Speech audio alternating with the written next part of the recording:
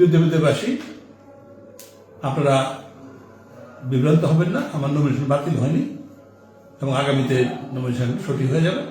আমার অ্যাডভোকেটের সাথে আমি কথা বলছি, সেটা শুনুন।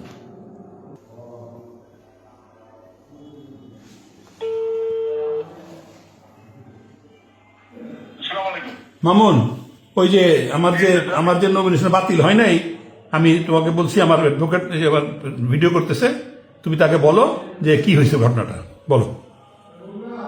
জি, আমাদের এই আজকের কেসটা ছিল মঞ্জুরুল হাসান মুন্সি সাহেবের কোম্পানি দুইটা ব্যাংকে তার লোন ছিল। সেই লোনটা একটাই হচ্ছে গিয়া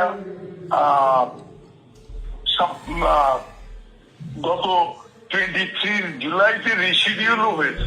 ওইখানে 26 কোটি টাকা দিয়ে রিশিডিউল করেছে, যে ডিগ্রি হচ্ছিল 36 কোটি টাকা। সেইখানে ওনার এটা কোম্পানির লোন, ওনার কোনো লোন না। সেখানে 16 কোটি টাকা দিয়েছে, রিমেইনিং 10 কোটি টাকা দিতে পারে নাই। উনি টাইমও চেয়েছিল যে আমাকে দেয়া হোক।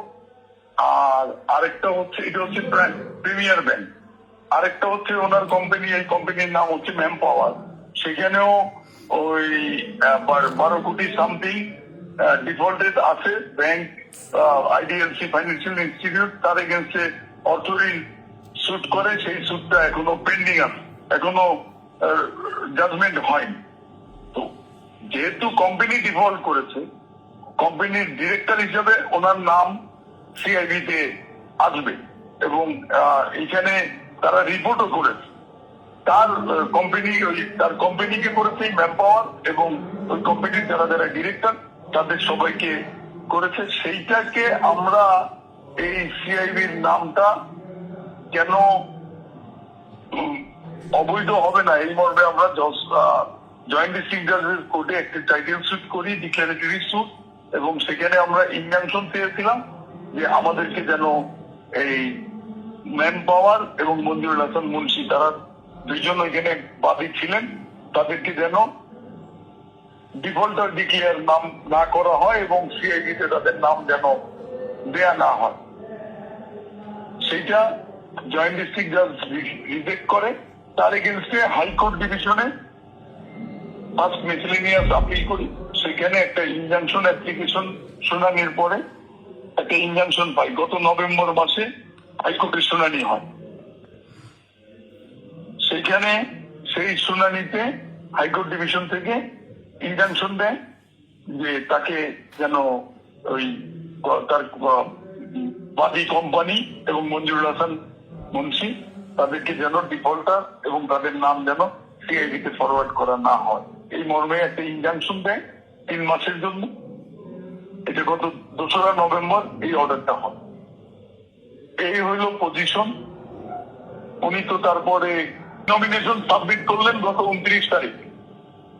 29 তারিখ সাবমিট করে সেইটারই স্ক্রুটিনি হয় গত 2রা জানুয়ারি কুমিল্লা ডিসি অফিস কার্যালয়ে। যখন ওনার নমিনেশনটা আসে ওই আসনের কুমিল্লা 4-এ, তখন ওনার নাম আসে। সেখানে ওনার হাতে বাংলাদেশ ব্যাংক থেকে একটা কাগজ এসছে, উনি আমাদেরকে পড়ে শুনিয়েছেন যে মঞ্জুরুল হাসান মুন্সি হাইকোর্টের একটা ইনজাংশনের অর্ডার আছে, তাকে সিআইবিতে করা যাবে না। সেই মর্মে তার এই ঋণ খেলাপির কোনো ইস্যু নাই। আমরা দেখতে পাচ্ছি এটাকে সাবস্টিটিউট করার জন্য আমরা আবার ওই হাইকোর্টের অর্ডারটাও সাবমিট করি, উনি এটা নেন।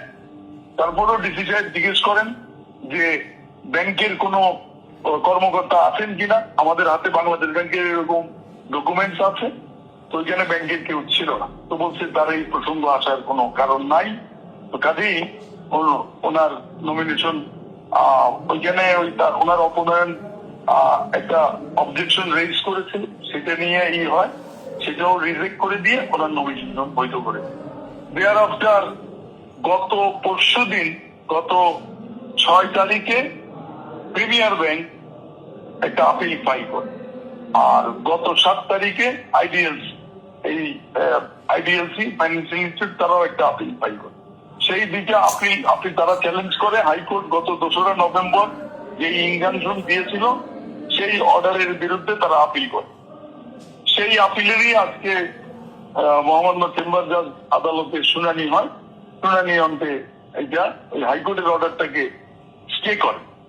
হাইকোর্ট যে ইনজাংশন দিয়েছিল তার নাম, তাকে ডিফল্টার করা যাবে না, তার কোম্পানিকে ডিফল্টার করা যাবে না, তার নাম সিআইবি তে ফরওয়ার্ড করা যাবে না, ইনক্লুড করা যাবে। সেই অর্ডারটাকে অনারেবল চেম্বার জাজ আদালত স্থগিত করে দেয়। এই হলো অর্ডার। তো এতে কি আমার নমিনেশন আমি ইলেকশন করতে পারবো না? আপনার নমিনেশন তো চ্যালেঞ্জ হয় না এখন পর্যন্ত, তো আপনার নমিনেশন তো ঠিক আছে। আপনার নমিনেশন গত 2 তারিখে যেই নমিনেশনটা ভ্যালিড করেছে এটা তো এখনো ইনভ্যালিড হয়নি। ইনভ্যালিড হয়নি, তার মানে আমি সুপ্রিম কোর্টে তো তারা এটা চ্যালেঞ্জ করে না। তারা তাদের তো এই প্রেয়ার ছিল না যে ওনার নাম নমিনেশন থেকে ওনার নাম কাটা হোক। এইটাই মেইন পয়েন্ট। হ্যাঁ, ঠিক আছে, আমি সেটাই জিজ্ঞাসা করছি। এটা কাটবে তারপরে। এটাই তো জিনিস, ঠিক আছে না? ওকে, থ্যাংক ইউ মামু। ওকে, আসসালামু আলাইকুম। এই শুনানিটা শুনলেন তো আমার অ্যাডভোকেট সাহেবের, সুতরাং ফাইনাল শুনানি পর্যন্ত আপনারা অপেক্ষা করেন।